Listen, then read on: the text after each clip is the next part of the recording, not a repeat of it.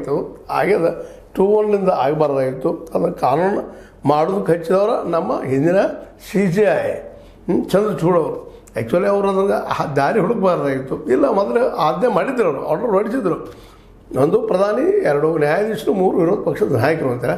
ಅದು ಚೇಂಜ್ ಆಗಿ ಇವತ್ತು ಏನಾಗಿದೆ ನಿಮಗೆ ಗೊತ್ತದ, ನಮಗೆ ಗೊತ್ತದ. 2-1 ಯಾವುದಾದ್ರೂ ಅವ್ರದ್ದೇ ಆಗ್ತದೆ. ಅವ್ರು ಬಂದವ್ರು ಮಾತ್ರ ಯಾರು ಆಡಳಿತ ಇರ್ತಾರೆ ಅವ್ರಿಗೆ ತಮ್ಮ ಭಕ್ತಿಯನ್ನು ಅರ್ಪಿಸ್ತಾ ಹೋಗ್ತಾರೆ. ಮತ್ತು ಇಂಥ ಘಟನೆಗಳು ಆಗ್ತಾ ಹೋಗ್ತಾವೆ, ಇಂಥ ಘಟನೆಗಳು ಆಗ್ತಾ ಹೋಗ್ತಾವೆ. ಈ ಮತ ಯಾಕಂದ್ರೆ ಪ್ರಜಾಪ್ರಭುತ್ವದ ಮುಖ್ಯ ಉಸಿರಿರುವುದನ್ನು ಮತದಾನದಲ್ಲ.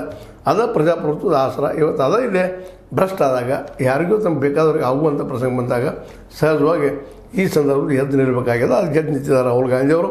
ಅವ್ರ ಸಾಹಸಕ್ಕೆ ಇವತ್ತು ಎಲೆಕ್ಷನ್ ಕಮಿಷನ್ನ ಅದು ತನ್ನ ಸ್ಥಾನ ಇವತ್ತು ನಡುವು ಸ್ಥಿತಿಗೆ ಬಂದದ. BJP ಅವರು ವಾದ ಮಾಡಿ ಏನು ತಪ್ಪಿಲ್ಲ, ಯಾಕಂದ್ರೆ ಅವ್ರ ಮೇಲೆ ಆರೋಪ ಹೋಗ್ತಿರ್ತದೆ. ನಮ್ಮದು ಬೇರೆ. ಆದರೆ ನಿಜವಾಗಿ ಎಲೆಕ್ಷನ್ ಕಮಿಷನ್ ಎದುರು ಏನಪ್ಪ ಕ್ಲಿಯರೆನ್ಸ್ ಕೊಡಬೇಕಾಗಿದೆ. ಆಲ್ರೆಡಿ ಅದು ನೋಟಿಸು ಕೊಟ್ಟದ. ನಮ್ಮ DK ಶಿವಕುಮಾರ್ಗೆ ಅಥವಾ ಇನ್ನುಳಿದವ್ರು ಅಥವಾ ಯಾವ ಆಧಾರ ಮಾಡಿ ಮಾತಾಡಿದ್ರೆ ಎಲ್ಲಿ ಆಗ್ತಾರೆ ಅಂತೆಲ್ಲ ಏನು ಕೊಟ್ಟರು ಅವ್ರದ್ದು ಡಾಕ್ಯುಮೆಂಟ್ಸ್ ಅದಾವೆ. ಅವ್ರ ಡಾಕ್ಯುಮೆಂಟ್ಸ್ ಅವ್ರು ಹೆಚ್ಚು ತೋರಿಸಿದಾರೆ. ಅದನ್ನೇನು ರಾಹುಲ್ ಗಾಂಧಿ ಅವ್ರು ಹೆಚ್ಚು ತೋರಿಸ್ತಾರೆ, ಸ್ಪಷ್ಟಪಡಿಸ್ತಾರೆ. ಮತ್ತು ಕೆಲವು ಡಾಕ್ಯುಮೆಂಟ್ಸ್ ಕೇಳಿದ್ದಾರೆ ರಾಹುಲ್ ಗಾಂಧಿ ಅವರು.